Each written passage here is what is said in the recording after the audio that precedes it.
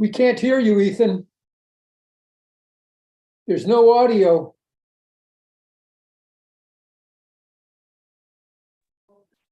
Got that. One sec.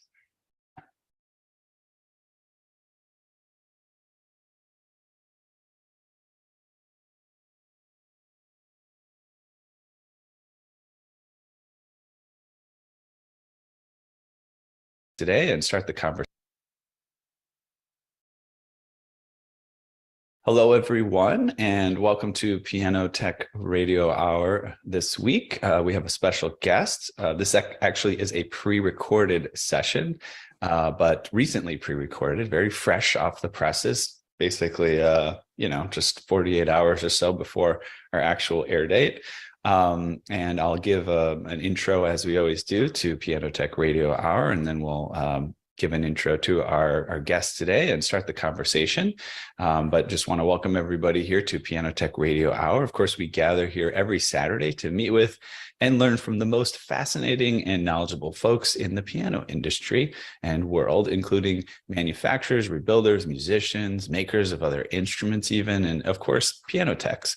Our mutual goal is to become better at our craft, to help each other, and create an ever more musical world together. Piano Tech Radio Hour is brought to you by Piano Technicians Masterclasses, an online learning resource that brings you cutting-edge instruction from piano industry masters without leaving your home. You can find out more at pianotechniciansmasterclass.com. And we've got an actual masterclass coming up here on, I believe it's December 3rd, just a couple weeks up, couple Saturdays from now with Larry Lobel. He's going to do a tuning pin symposium. So talking about tuning pins for an entire lecture, just kind of, what we can expect from them, like what are the limitations, and how to potentially remedy some of the issues we find when we have like tight tuning pins and things like that. So keep an eye out for that in your email, and make sure you click the link and sign up. We do have some early bird discounts for that. All right. So without further ado, though, I'm going to come on over to our guest for today. His name is Will Armstrong. I know him as a jazz musician and piano teacher and entrepreneur in New York City. When I was living there in New York City, we met, and maybe we'll get into the story of how we met as well pretty soon. And this is actually, I believe, the third of piano teachers in New York City that I have these connections with, through being having piano tuning in New York and various ways. So it'll be interesting to hear his perspective on things. And so without further ado on, my intro, let's turn it over to Will. And Will, can you just give a little bit of background on yourself and kind of, what you're up to generally, and then we'll dive into some of my questions. Absolutely. Well, I'm Will Armstrong, and it's nice to see you again. I run a company called Will You Learn. It's been 10 years in the running in New York City. It's a music teaching business. We have lessons now online and home throughout New York City, and have expanded our online presence, and so are teaching people pretty much all over. And I'm a sort of a backwards pianist. I'm like a jazz trained classical pianist now. I actually started off studying jazz as a kid, getting into jazz, and then later getting into classical music. And then really over the last few years, with the absence of a lot of gigs for whatever reason, did a real deep dive into the classical repertoire, and have sort of spent the majority of my time now at the piano, working through the classical stuff. That's sort of my background as a pianist. Oh, that's cool. I don't think we got into that previously, just kind of how you've dove into the classical repertoire. What's been your approach? Do you have a teacher yourself that you keep up with? Is it more just kind of getting a library of books and maybe checking out some YouTube videos? How did you approach studying classical music? Was it part of your education? Yeah.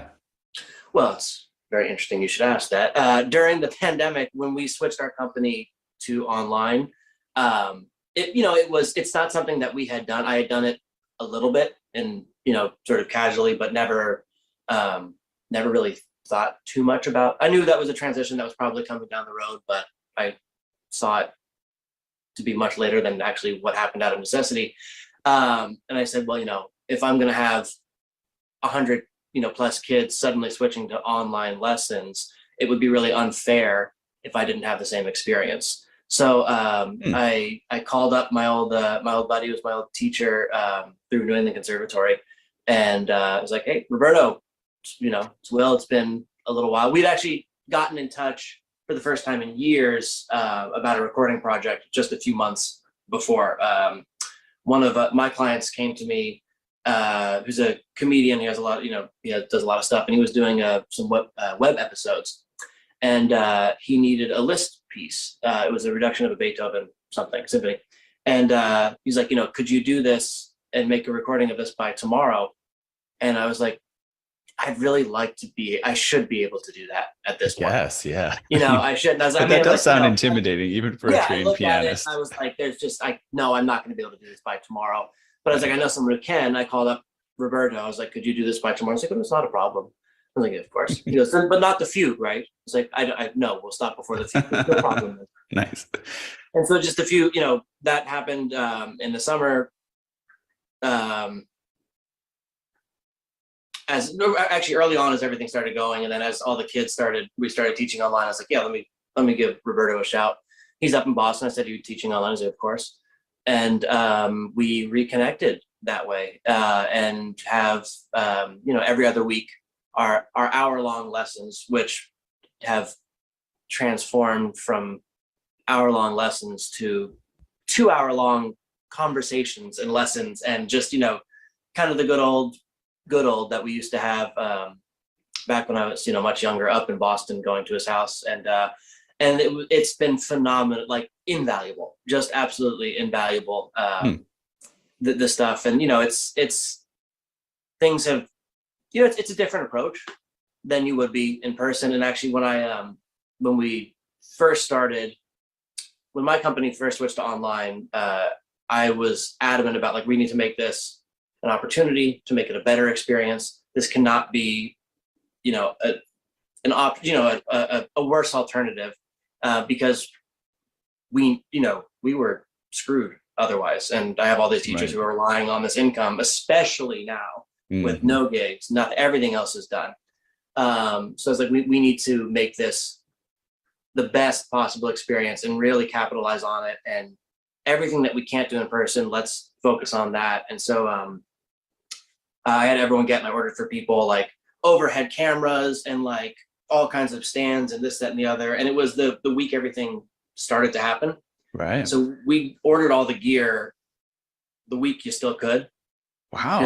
Then it was gone. So we were like on it, and I was like, first lesson back, we had our spring break planned the week that everything happened. So we had a week to gather ourselves and come back which worked out well. So first lessons back, I have overhead cameras to the side, all the tech, everything, like, software, like ready to go. Wow. And then when I, well a little bit later, had my first lesson with Roberto, he's sitting there on his phone, nowhere near his piano. And I'm like, what the hell? Like, but just, but you just, he would, in that measure, he would sing everything back, and he'd like, watch this, it's an E natural in that measure, and like, put the pedal in this measure, and like, it's like, man, you really don't. And once in a while, he'd go over and take his phone, flip it. He's like, maybe try this fingering for that. Right. And I was like, yeah, you don't need all this stuff. Don't need all this fancy camera. Yeah. And it's been just a wonderful, going on a couple of years of doing it now with Roberto Moore, I guess, again, a weekly occurrence, and it's just fantastic. Cool. So he's been my guide through it. He's been my, I bring things to, he's very hands off. He's like, what did you work on this week? And I'm very scattered with, like, I did this week, diving in, getting quite hungry for it. Where did you start versus where you are now? Like, what were the first pieces that you kind of worked on, or exercises? And then, is it like a progression, or is it just changing the pieces that you're working on different skills? How's that evolve? It's really just repertoire. I mean, I think the, there were definitely some technical things at the beginning that we had addressed. And now it's more really just kind of purely musical things. Not to say that the technique isn't an issue anymore, but like we don't really we don't really talk about that. It's more, it's I mean, I've had all these project pieces. So my idea with the pandemic was like, here's all these things that I've really wanted to learn, and I've just never done it. I never sat down and dealt with it. So, I mean, the first piece, I think, I went to him with a couple of the etudes, Chopin etudes. Mhm. And then those are still a work. I mean, they're always going to be a work in progress, but those are a few of the notoriously difficult ones. I mean, not notoriously difficult. They're freaking difficult. Mhm. But I keep coming back to those, and a lot of he's a real expert in Chopin. That's awesome. I love Chopin. And so, yeah, a lot of Chopin, some Beethoven sonatas, a lot of Bach. He's a big fan of actually voicing the subjects throughout the fugues, which I still find to be a tremendous challenge of bringing out, just really, doing a nice job of voicing those things. And, he's introduced me to pianists that I haven't heard of, that I, in the classical world, of course you have to know this, and you have to know that recording and all this interesting stuff. And most interestingly, I think, into your field especially, he's a real historian in terms of, just history of music, but he really ties in the evolution of the piano into teaching. Okay. And so into how the evolution of the piano and the evolution of notation go hand in hand. And so when you see specific notations, in Chopin, he's like, well, you have to consider on Chopin's piano the kind of resonance that a key would have. So, and also in terms of technique, the type of action that a key would have, that keys had versus have now, and the idea of, a controversial subject of, actually using fingering and, the importance of finger strength. And I mean, not to say that I don't want to put words in his mouth, but the idea that certain things like Hanon are basically totally useless on a modern piano. Where it's there's more arm weight and rotation, and where this is sort of irrelevant. And Chopin, it seems that Chopin had an unfinished treatise on education where he was getting into that sort of stuff. And I don't know, very interesting. Just really every lesson is an interesting thing in terms of what is we see something, we think it's a crescendo, it's a hairpin, and that meant different things for different composers, and sometimes very vague what it meant. And it really relates a lot to what kind of instrument they're dealing with. The fact that, playing some of the Beethoven sonatas, that Beethoven's piano is smaller. So you need to, so if you're sitting where you would normally sit, it's going to put you in an awkward place because, you want to move 3 or 4 keys to the left. If you're playing them, it's been very valuable to think about that for I have little kids learning Moonlight Sonata, and just to never think about wait a minute, think about his piano. You need to move over there, little things like this that are. You mean where you sit on the bench, kind of, or where you sit in front of the keyboard? Where you even place the bench. If interesting. this part of the piano, he didn't have it. So his go-to point was not where ours is. And then, even last week we were having a discussion about the different types of pedals that had existed. And you pointed out that there was even a pedal you would use with your knee, like a lever that you would put up to use, right. And how those things influence. The museum of is it the Metropolitan Museum? I think it's the Metropolitan Museum of Art. They have an instrument section, right? Yes. Have you been there? Yeah, I have not. Yeah, they actually have they have some old pianos and harpsichords and things like that. It's pretty cool. I forget, I went on there. It was a little bit of a private tour, sort of with a curator there. But I still think that the things that we saw were things that you could see if you went through that portion. But yeah, it's very interesting stuff. Okay, well, we should have him on this show. So you should. He's brilliant. Yeah, let's do that. Well, that's really cool stuff. A little bit of a tangent right off the front there, but a great one. And maybe we'll come back to it. But I did want to kind of dig back into your past and kind of give people a sense of your foundation. what got you into, music in general and piano? Did you start young with lessons? Is something you picked up later in life? What's your history there? I mean, I started, when I was 5 with the lady who played the piano in church around the corner. So, I would like walk up the cul-de-sac and like go to her house and with my little books. And got bit by her dog on like my 3rd lesson, which is like, everyone thought like, no, this is it. He's never going to play again. That's pretty traumatic for a 5-year-old. Yeah. This little damn Shih Tzu or whatever. But I don't know. It never was a big deal. It never was an issue. Practicing was never a thing. It didn't matter. I just, I liked to play. And it was almost like as simple as like, oh, I like to push the buttons. I guess it was fairly obvious that I had a good ear. Not a Jacob Collier ear, but like a fine ear. Like, I could figure songs out on my own. I think I got my first keyboard for a Yamaha Clavinova for Christmas, and, open it up and then figured out Twinkle Twinkle Little Star, kind of right away. And so there was, some ability to like hear. So songs, was always, for better or worse, then, it would be very easy to memorize things. The teacher would, show something and then I'm supposed to be reading it, but I would have it memorized and then retain. I guess I had good retention too, which I'm not sure what's happened to that. And so it was never an issue. It was just like, yeah, I had my lesson, cool, practice. I went, play the little songs, that's cool. And that just always that just kept evolving. We moved around a little bit when I was a kid. Ended up in Pittsburgh, Pennsylvania briefly, and had a wonderful teacher there, a guy named Brent Stater, who was an opera singer, I believe, with the Pittsburgh Opera Company that went defunct or something like that. So, he was teaching piano on the side from the local church on Saturday mornings. And it was like, what do you want to learn? I was like, I want to learn this. Or he'd say, well, you want to do this or you want to do this? He'd play a few things like, I like that one. Let's do that one. And it just kept going. I would bring him songs like, oh, I want to learn how to play this. Or my dad would say like, oh, you should play this. I'm like, yeah, that sounds fun. And then he'd transcribe it and that would be the case. So yeah, practicing was never an issue. Playing was just, it was never something I thought about.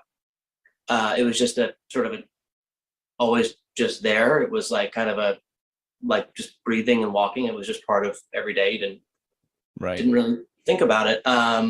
Yeah, I had a similar experience. So a little bit different. I just liked playing the piano, right? Yeah. Like, and I would have my lessons, and then the teacher would say, here's the things that you need to practice, da, da, da, da.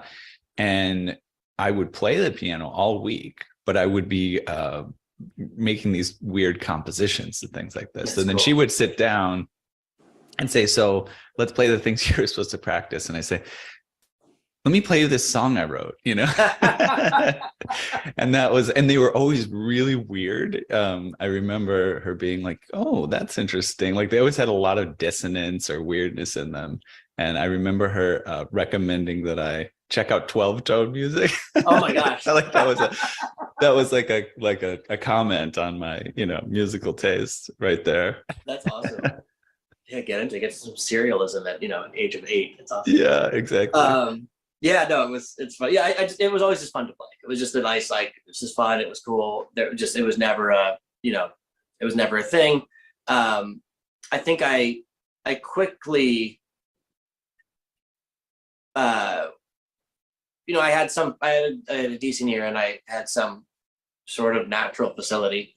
So that it made it really easy to miss all the fundamentals and just be playing fun stuff. Like I want to do that. And I could, it wouldn't be an issue playing it, but it was like, I couldn't read it. I didn't know what the heck was going on. Asked me about harmony and chord progressions and scales. And it was kind of like, I don't know anything much about that. I think that the biggest thing that I was always very fortunate to have very inspiring teachers. That was really the important thing was this guy in Pittsburgh was, really inspiring. And I had my fits about like, I don't want to play anymore. And like, he I remember specifically, I was like upset about going to the lesson for whatever reason, because I think it was a Saturday morning and I just wanted to watch cartoons. And he was very calm and sat down and was like, what's the deal? And sort of just like, I was like, oh, no, I guess this is fine. And just put me, you know, and then it was like smooth sailing for the next few years. And you know, I started listening to, through my dad, I started listening to like Dave Brubeck. He had some Oscar Peterson records, and my dad plays a little bit of like blues guitar. So BB King, that stuff was on in the background kind of a lot. And then, and I had an Oscar Peterson Christmas album. And of course, like Vince Guaraldi and Charlie Brown stuff, I kind of got into that. We moved back to Maryland. I was starting to get a little more like teeny, I guess, and a little bit more of a pain in the ass. And I was kind of like, I don't want to play anymore. And they're like, oh, keep it up. Look for a couple teachers. You know, there's like a flyer in the local pharmacy for you know, come to your home music teacher. And this guy shows up who just did not have the vibe. It was like, what is this? And he was just, you know, kind of a, I mean, we spent the first lesson, like, you know, I was like, I want to learn to play this, because that's what my other teacher did. And he couldn't do that. He couldn't do that. He did, you know, he didn't have the capacity to transcribe or this kind of stuff. So I remember we spent the lesson talking about, you know, he telling me what to do if you get attacked by a dog. You know, I was like, what the hell are you? And you know, he's one of these, and he's, you know, he smelled funny, and he, you know, this is just like, this is, and everyone's like, oh Lord, this is not it. And I was quite adamant about like, I don't want to play anymore. I'm done. My friend's like, oh, just, you know, come on, give it a try a little more. And for whatever reason, I was like, okay, I'll do it, but I want to learn jazz.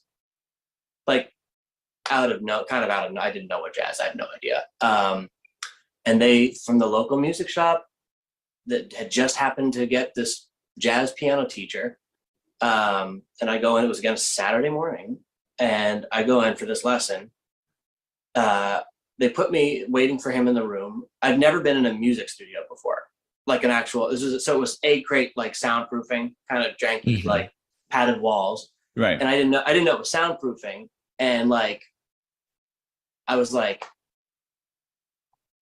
is this for if the guy throws me against the wall? Like, this is like, like, what is going on? That's here? amazing. It's like wild. So I'm like, the whole situation is like scaring me. Like, this is strange. And this dude shows up late to the lesson. It's whatever, 9 in the morning or 10 in the morning on a Saturday. He's in a tuxedo. Like, you know, nice. He's all untucked in a tuxedo, reeks of cigarettes. Whoa. Comes in, he's like, what do you listen to? I was like, Third Eye Blind. Why? I was like, nice. I don't know. And he's like, are you going to throw me against the wall? Yeah, are you going to throw me against the wall? Sure. And he sits down and he plays some boogie woogie stuff. And I was like, whoa. And then he's like, yeah, and he's like, you know, Kenny Kirkland, you know, Kenny, you know, like, and he starts getting into like, I was like, I don't know what the hell this is. And, you know, he's like, okay, you got to bring a tape cassette and you're going to record everything. And I was like, this is wild. Totally 180. That same, actually, my little sister went in I came out of that lesson like, whoa. My parents are like, who is this guy? That like clearly has not gone to bed yet. And it's like, this is DC in the 90s. What has he been doing all night? And my little sister goes into the lesson. She was there trying to get her to play. And like, not but a few minutes after the lesson, door opens. She comes out pouting. And he comes out and says to my mom, he's like, ma'am, I've gotten a lot of dirty looks from women in my life before, but never one as dirty as that little girl is giving me. Forget it. She's not into it. Move on. Nice. Just like, tell it like it is. Tell it like it is. And I became really, really into it through a series of events,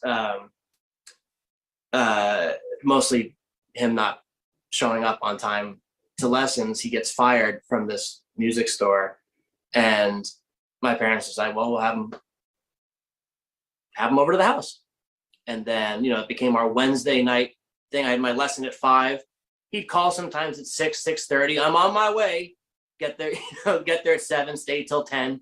You know, we'll have stop for dinner in the meantime. And he's, you know, showing me all this like far too hip stuff for me. Like, no, I mean, I don't know what's going on, but he's showing me Oscar Peterson licks, Kenny Kirkland licks, like, you know, I had a school Christmas concert where he arranged, I think it was just Christmas time is here, with like all these substitutions and all this stuff that just like, what's going on? And we developed quite a close bond. And then it would be all right around this time of year, consistently, he would disappear and not show up. Right, we wouldn't hear from him. And you know, my parents had their suspicions about what was going on, and you know, I just like, what's the deal? And then he'd show up, and then we'd reconvene. And then this went on for a few years, and then he just went missing for a while. We didn't see him. What and a then character. He's a character. What And a then I character, get I get a call. It would have been maybe 6 months or so without hearing from him. I get a call from Mike, and he like, you know, gets back to my parents, answer the phone. He's like, I gotta talk to Will. You know, he puts me in, like, and he's like, you know, look, I assume your parents probably have some idea of what's going on, but you need to hear it from me. He's like, I'm addicted to crack. I was like, whoa. And he's like, and I'm up in New York now, and I'm getting clean. This is just like, you know, I didn't know. How old were you at that time? At this time, I would have been going into freshman year of high school. Oh, wow. Yeah. And that's like, yeah, you don't have much context for that. There's not much context for that. And I mean, it's a tremendous historical context. I mean, this is like the Marion Barry years in DC. Like, this is like, there's a huge DC thing happening here. And then Mike says to me, he's like, you know, if you're serious about, and he, you know, through the years, he'd introduced me to other musicians. He always talked about the cats in town who are like really playing, and this, that, and the other.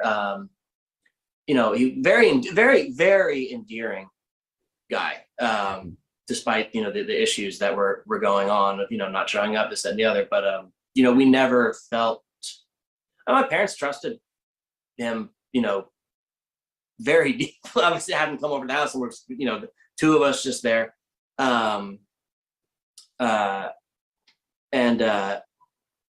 We laugh actually because it was always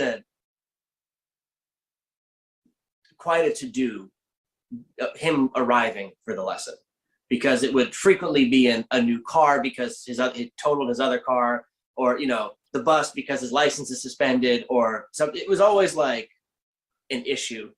And so for a while, my mom would drive him back to the metro and have, you know, they'd have these kind of, you know, pleasant talks. I'd be sitting in the back, and, you know, my mom's like, one time, just kind of like, as a mom would ask, you know, it's funny thinking about this, teaching so many kids now. It's like, she said, so how's Will doing? He can't play. She's like, and he goes, yeah, no, he's not gonna be able to play until he's known a woman. It's like, okay, all right. All right. There you go. and this was before you found out. This is a drug like, issue. So you were grade or something like that. right. You're like, what does that mean? I know women. What are you talking about? What's going on? Yeah, exactly. But so Mike calls from Detox up in New York, and he's like, you know, if you want to get serious about this music, here's the guy that you go see. This is the guy in town. And he pointed out this guy named Calvin Jones, who was the director of the jazz studies program at the University of District of Columbia. Jones was a legend. He's played with with Ray Charles Big Band. He was a trombone player by trade, trombone, then bass, then piano. Just a phenomenal musician. I mean, the epitome of a musician. Just, you know, and Mike had gone to study with him and screwed up, you know, not showing up as, you know, had with his kind of his old habits, that Jones is like, get out of here. And so it was a little like him making the introduction was was a big deal. And it was, kind of this thing of like, here's this kid from the suburbs going down to the University of District of Columbia, who was a student of this guy, Michael, who, is having some issues, going to get with Jones. And, Jones had me audition for him and he agreed to teach me. And then that's where it really started. That's where it was really like, getting serious about the music, really learning about jazz. I mean, from a guy that I wish to God was, still around to, the lessons that I learned then would be so valuable now again, too. He really got to the music. I mean, this is a guy that for all intents and purposes couldn't play the piano in terms of, any person who's trying to assess his technique. He played mostly with like two fingers. Then but I mean, oh wow, oh my gosh. He used all his fingers, whatever, but like Right. he played more music than I hear. I mean, everything he played was the right time, the right place, the hippest stuff. Nothing. I mean, he would every now and then you'd get these block chords thing. You'd be like, you listen to Betty Green or Oscar Peterson, but just the most musical guy. It's just like incredible. And we developed a really, really close relationship. And he really introduced me to a lot of people, a lot of musicians came through UDC.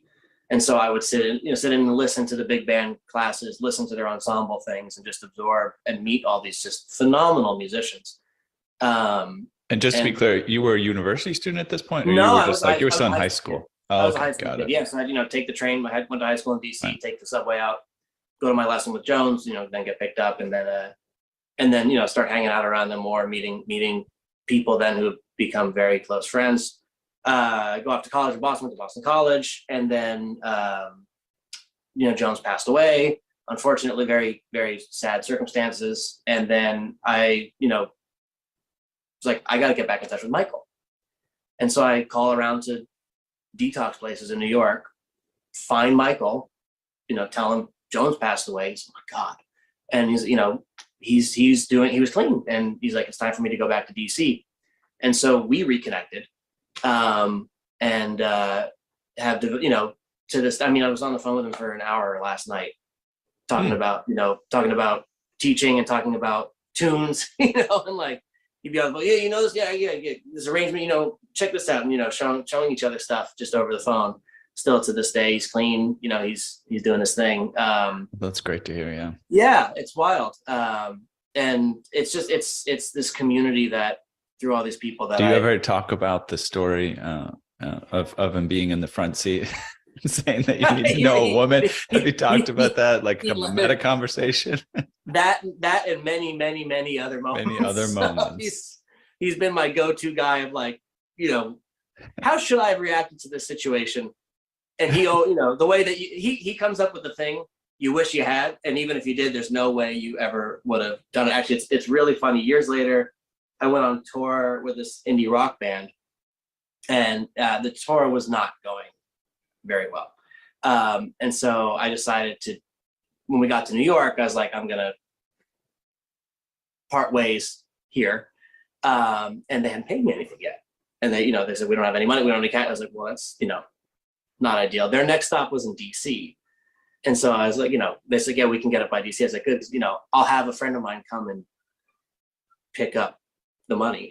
And so I call Mike. I'm like, hey man, like this band's gonna be at the venue. Like they got a little bit of money for me. Can you go grab it for me? He's like, oh yeah, I'm gonna have fun. And he like knew that he knows that he knows everybody, and he knew the door guy. He's like, yo, what time's the band loading in? He's like, all right, good.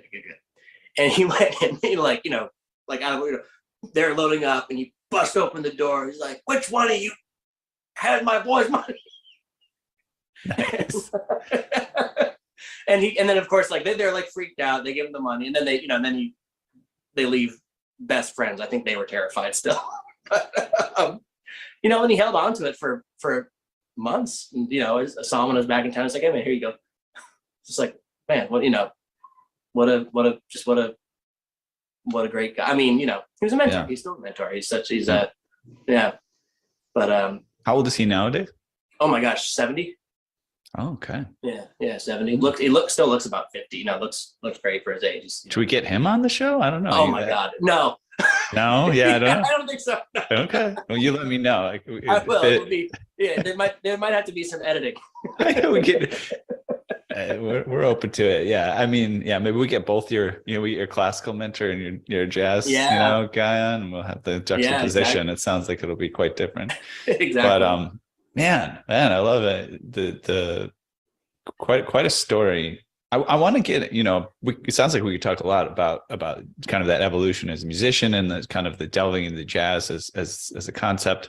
I want to cover, one thing I do want to cover, I was going to talk a little bit about your teaching practice, but let's talk about pianos in and of themselves a little bit. We talked about, how you're learning from your classical mentor about kind of the history of the piano. And it is always fascinating to me, right? When you think about, first of all, when I sit down and I try to play classical music at this point, right, I don't have a mentor at all. I just learn the notes and I know it's my interpretation.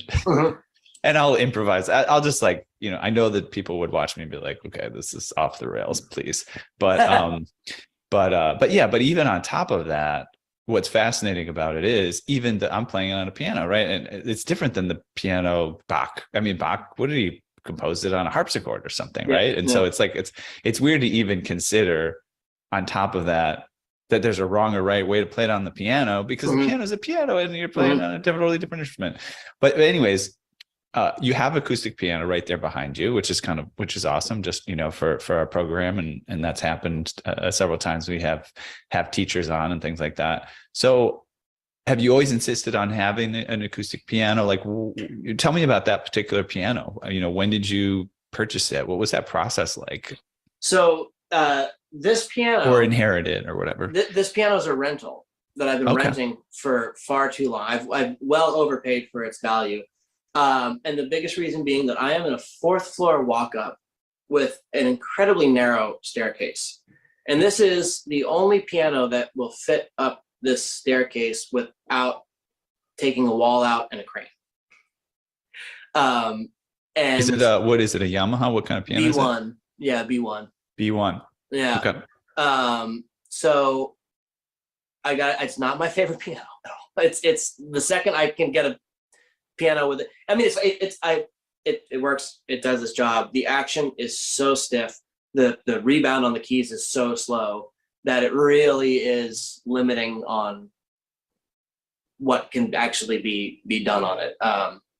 Some of those etudes really, I mean, they're hard normally, but like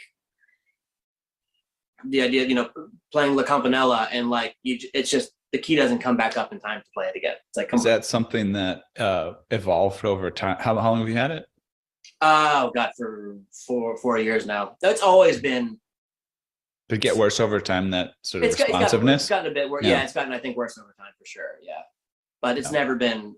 I mean, I think that's just sort of what it's notorious for. I mean, it could probably be improved though, for sure. I think it could. That's what for probably. Yeah, I'm like offhand. It sounds like maybe the damper.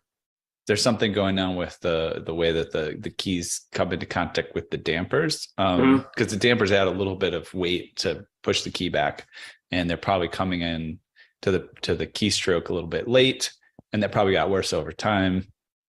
There's other things too. You could change the leverage on the action a little bit, probably raise the key height, change the key dip. I bet you could improve it. I think there's a lot that could be done for probably, I don't know how, considering the rental cost and this, that, and the other. I mean, it would be nice, but yeah, exactly. And so I like having the piano.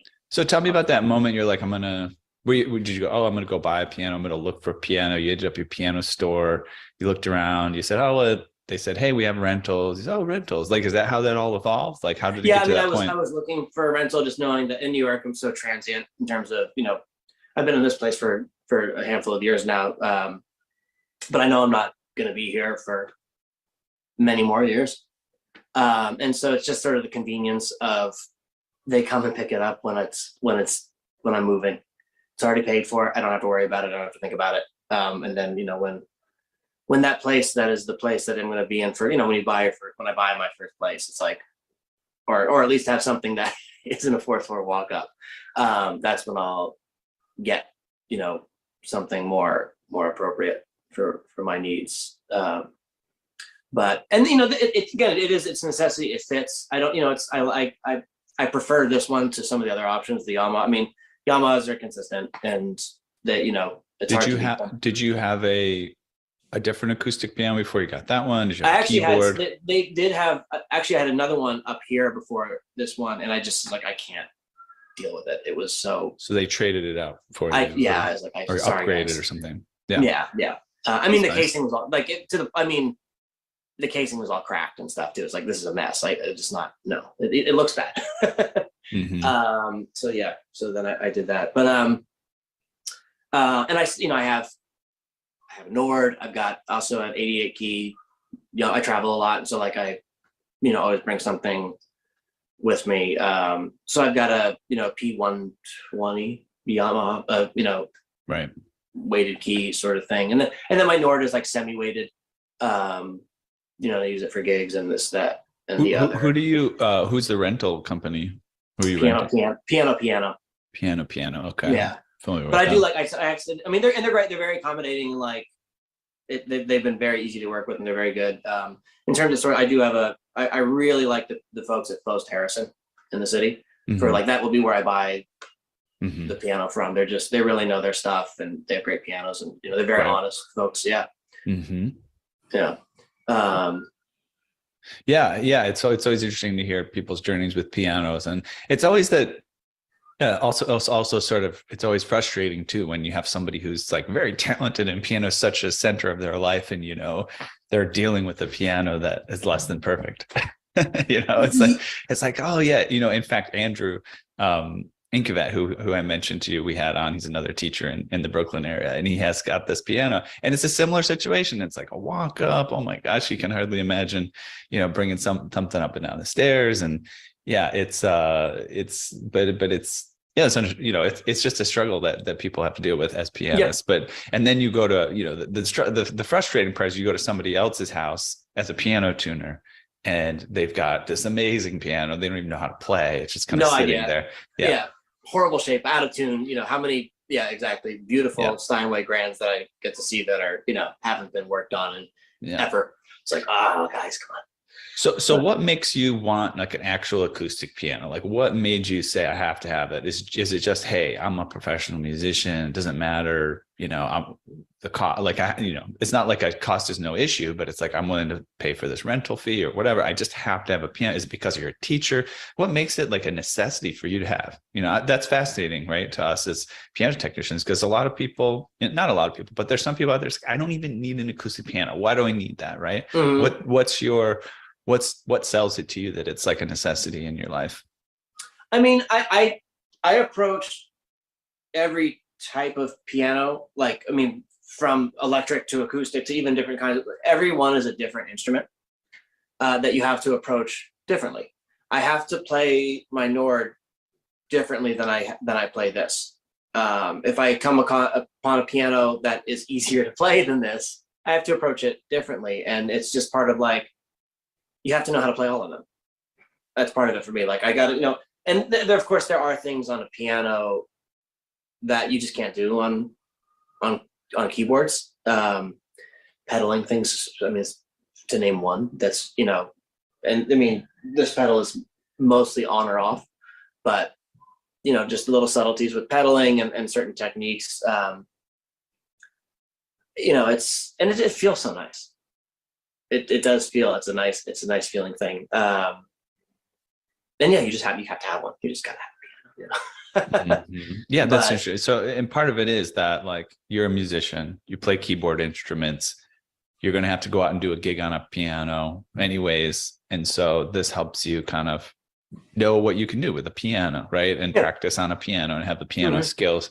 And that actually reminds me, that's how we met, right? We were at a party of a mutual friend, a Christmas party, which I think Amy moved away. I don't know where she lives now, but great lady, Amy O'Leary, who was working for, I think, the New York Times at the time or something like that. But she would have this annual Christmas party.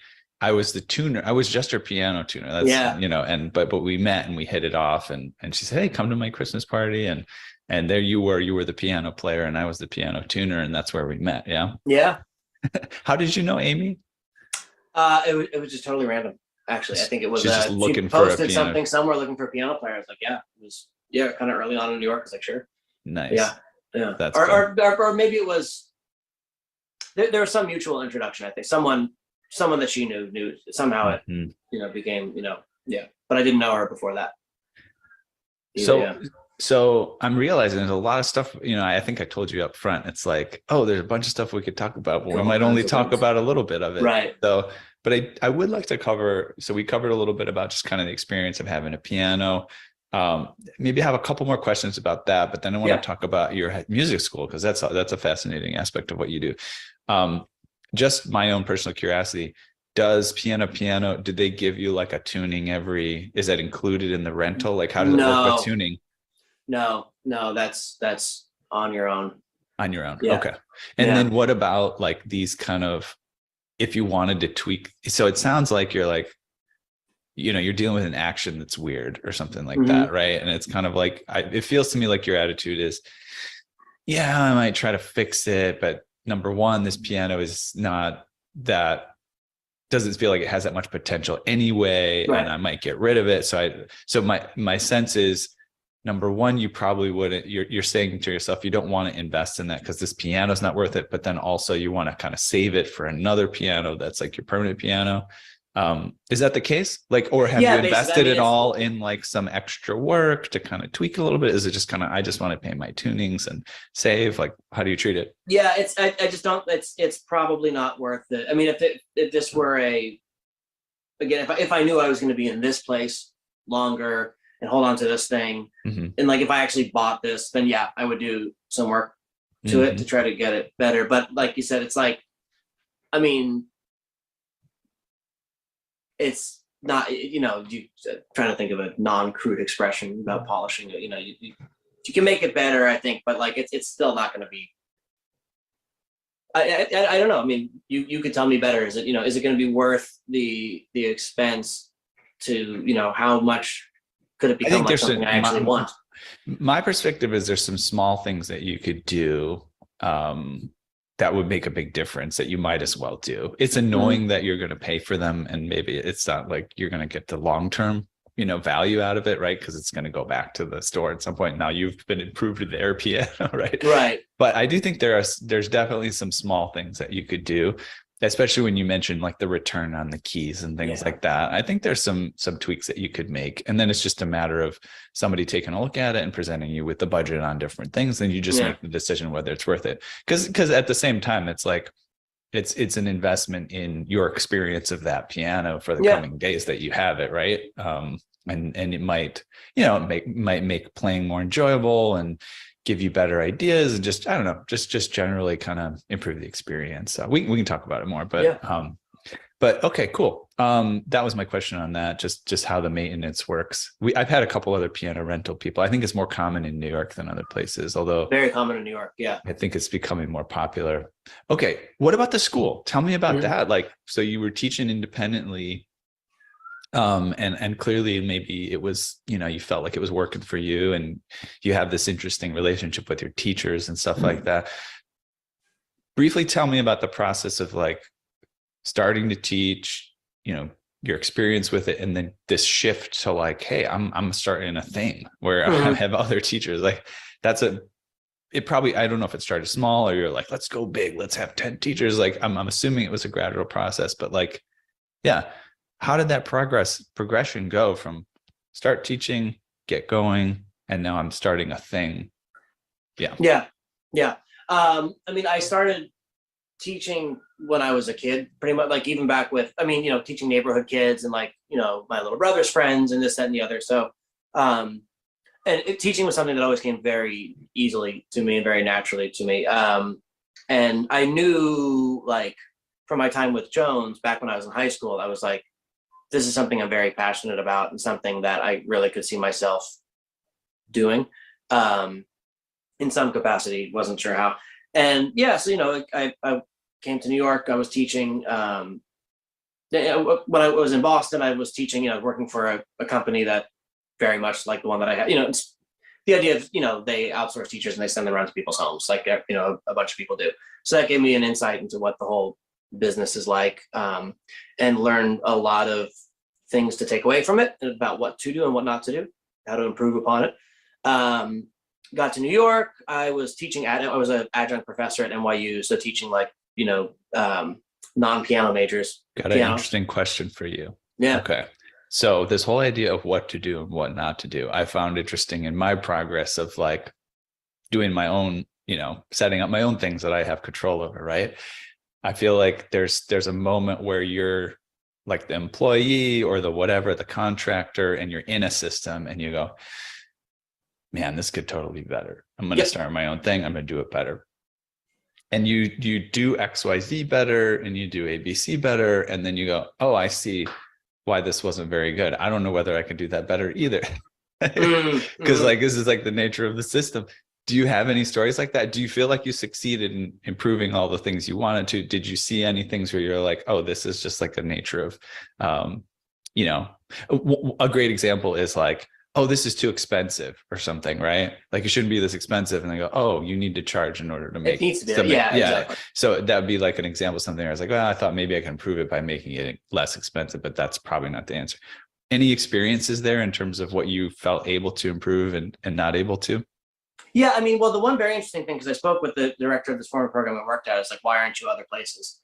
And why aren't you in New York? And he's like, it's too difficult to do this in New York. You can't do this in New York. I was like, well, that's challenge accepted, sort of thing. And with so many companies existing like in New York that do this kind of thing, immediately my first thing was, I mean, the inspiration to start this to begin with was just like, I finished grad school. Like, what do we do? How do now what do we do? We have a master's. I have an English degree from undergrad and I have a master's in music. It's like, this is the pre-homeless program.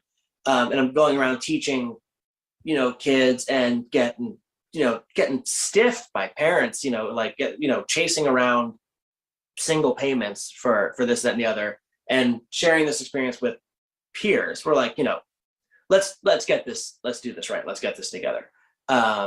And so that was inspired, like, let's kind of make it official. Let's get payments from people up front for semesters. Let's, safety in numbers. But the biggest thing is like, okay, so everyone does that though. There's nothing novel about that. This is, almost nothing different than what happened with this other company I worked for.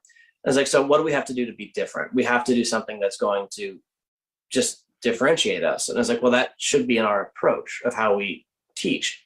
And inspired by, my upbringing with all these wonderful teachers, and then my experience of coming to New York. But you always show up an hour late in a smoky tuxedo. Always an hour late. That is your thing. In a smoky tuxedo, and I talk about how important it is to know someone. Exactly. Perfect. No, I mean, what became very interesting, there's a common theme that had always been in all these lessons, like with Michael through my grad school experience, and that is like the language component of it. And like Michael always talked about bebop language, man, that's language. You hear that line, that's language. And it was like, yeah, kind of, metaphor, okay, great. Everyone talks about that. And Jones always talked about, man, language, you gotta get that language. You come to New York, talk about the language. And when I don't want to say that it got really serious. I mean, I started getting really serious in high school and in college, but then coming to grad school, studied with this guy, Jean-Michel Pilk, who's a freaking genius piano player, just amazing, and self-taught. And I realized from him, like, everything is kind of missing. In a way, music education in general is done kind of backwards. Like, it's sort of, it's upside down in terms of all the things that like he would have us do as very, fairly advanced. I mean, we're grad school musicians, like everyone can play. And he would have these very simple, very musical things. And, he would say so often, is like, you're a very good pianist, but, you need work. You need to work on your music. He'd say something, he says, yeah, you sound, to people, he'd always say, like, I hear a very good piano player. But, so what? And his thing about, like, really learning. His thing was like musical fluency, and just the idea of from here, from the ear out, and really developing. We didn't spend a minute talking about how to play the piano in grad school. Not a minute, not at all. It was all about developing you, in a way that I was like, why doesn't everyone start this way?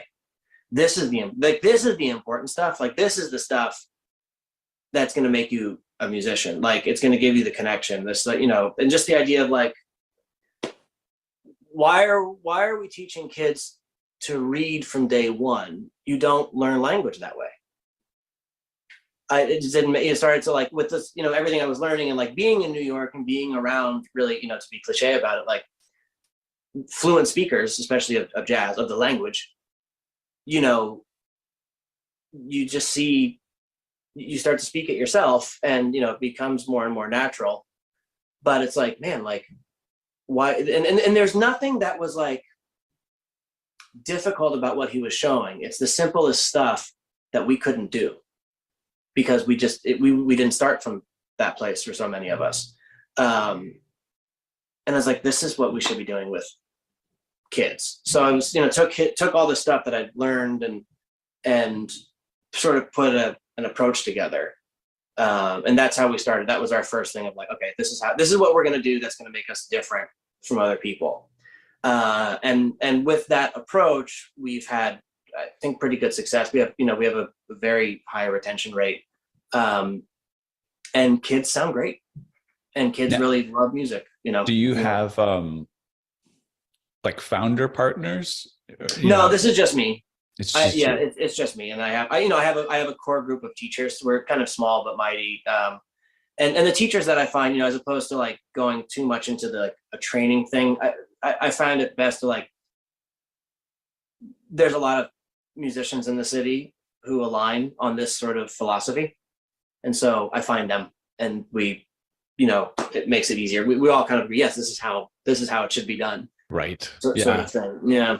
Yeah, I agree. That's a little bit similar to my piano tuning business. There's a certain, they actually find me, they find us, and I always feel like maybe it has something to do with like just the ethos on our website or whatever right. But it's, you don't have to spend so much time, you're going to do XYZ, read the manual, like, right. Oh, no, you get it. This is your attitude. You approach things this way. Great. Let's all just work together. Yeah. Yeah, exactly. And I think, and you learn stuff from each other too. I think that's really nice when you guide people as the founder of the thing, but then, also listening to them to get feedback. And I mean, and the things that I've developed over the years since starting this, I've learned a lot about business from this, and then further endeavors, and like working with people, just managing people, managing musicians, dealing with parents. Sometimes that's been that's a fun one sometimes. And just all that good stuff that has nothing to do with the music, but is necessary. I know we're going to have to wrap up here in a minute to keep it in an hour, but tell me about the parents. What's an example? Is it that they're demanding they want their kid to be great? Is it that they're like some, kind of wealthy and they don't give a crap and you kind of have to deal with that? Or is it all of the above? Like where, it's all of the above. Anybody, but I'm just, no, exactly. It's all of the above. And there's some some of the most wonderful people. I've developed really close relationships with so many of these families, and like, they've become like family. But I'll tell you one thing that I noticed early on when I first started, like with other teachers going around, something I noticed in New York that I didn't notice in other places so much. And perhaps that was just, I don't know if it's unique to the location or what, but I had a teacher who was teaching a little piano student. Piano student was being a little difficult, and like up on the bunk bed, throwing stuff at the teacher. Like, okay. Teacher calls me. He's like, hey, how do I, and I'd always been good with kids and good with dealing with that kind of thing. And I'd already had a million tricks of how to like do this, that, and the other. And it's like, okay, try this. Now when you hear the nanny in the background screaming, get down. They get the mom on the phone, like, okay, kid is being difficult. And the mom's response was, tell the teacher to get her under control. Okay. And that was shocking because it was like, first of all, that's not how I was raised. No judgment. I mean, a little bit. I'm like, really? Like this, it's that your kids must be like, we're, always the thing of like, we're here to teach music. And that took a little bit of like, that takes a little massaging on people. And it was the realization that like, this is what teachers in New York do have to deal with and everywhere. But this is the thing, being able to manage the children is probably more important than the information they're getting. That's sad to know. And it's important to know. And so of course I find people, and that's the challenge that can do both, that I know they're learning the, good stuff and they're learning the right stuff. And I trust the teachers with what they're learning, but then also the idea of, I've had over the years, like, calls with teachers who've been like, look, I'm not here to like get a kid off the floor. That's not my job. And I've had to say like, you're right. Your job is to not let them get on the floor in the first place. Like if they're on the floor, if you're putting out a fire, right, it's too late. Like you haven't done what, something. Yeah, that's what I was going to say when you said that it's foundational to you're not there to do that. You're there to teach the music, but then it is foundational to the like, if you can do that, like if you're good at doing that, if you're good at kind of getting them focused and in the zone, exactly, then you can teach them the music. Yeah. And getting them inspired. And that's what it really and getting them empowered. I think a lot of it comes to if you can get a kid empowered, a lot of the other stuff isn't as much of an issue. Mm-hmm. If you can tap into them and kind of connect with them in a way that makes sense and makes them feel good and makes it feel easy. I think that's there are challenges, but if they trust you also that you can help them, that you have a solution to all the challenges. That's become something that I've started teaching a lot. It was like, okay, here's the thing, but like, I got a trick for that. I got a trick for that. I got a trick for that. And they're always like, this is the hard part. What's the trick for this? I'm like, I got a trick for that. They feel like, okay, it's not too bad. It's not overwhelming. Yeah. They feel supported. Yeah. That's awesome. Well, we could talk forever. I've noticed here for today. So there's lots of things that we could have covered. We covered like some basics, and maybe we'll talk again soon. But we probably should wrap up. Let me make sure, and maybe people want to go find out more about what's going on with you. Tell them where to go, and if any final words of inspiration, feel free to share those before we wrap up the session. Yeah. Will You Learn, WILLYOULEARN.com. That's the website. We've got a new little endeavor called Stay Sharp that you can find out about on there. It's our sort of an experiment, but a new way of teaching that we're very interested in, and it's getting a little bit of traction. So there's some links on the website. You can go to willyoulearn.com, Stay Sharp. It's all in there. Cool. And a word of inspiration. I'm going to take one out of the book from my good mentor, Calvin Jones from UDC. He would say frequently, don't let anything take the joy out of the music. And that has been my mantra always, to remember it's about the music, and to no matter all the other stuff, to just like remember how much you love music and how much joy it brings, and to like keep that very sacred. Yeah. Very beautiful. Yeah, you don't know my former co-host David Anderson, but I think I might have mentioned him to you. Mm-hmm. Kind of like at the point when he was with us, a kind of wise old spirit. And we just did a review of some of his lectures as well, and it's that's what he's all about. Just appreciating the moment of what you're doing. Is it piano playing? Is it tuning a piano or whatever? Enjoy it, right? Enjoy it. Don't get rid of all those voices in your head saying this is dumb or stupid or whatever. Just make it about enjoyment and appreciation. That's great. Absolutely. All right. Well, we've reached the end of another musical journey here at Piano Tech Radio Hour. Thanks to Will Armstrong for joining us today, and everybody for attending. As always, we're brought to you by Piano Technicians Masterclasses, cutting edge instruction from piano industry masters without leaving your home. For those of you that joined us today, signing up for this session individually. Well, As always, we're brought to you by Piano Technicians Masterclasses, cutting edge instruction from piano industry masters without leaving your home. For those of you that joined us today signing up for this session individually, you can make your life more convenient. You can subscribe to Piano Tech Radio Hour. It's just $16 a month. You'll get the recording of today's session in our member area, as well as automatic registration for each week's new session. You can sign up at pianotechniciansmasterclass.com/PTRH-direct access, and we'll put that link in the chat so you don't have to write it down or remember it. And yeah, thanks again, Will, for joining us today. Thank you. It's fun. Appreciate it.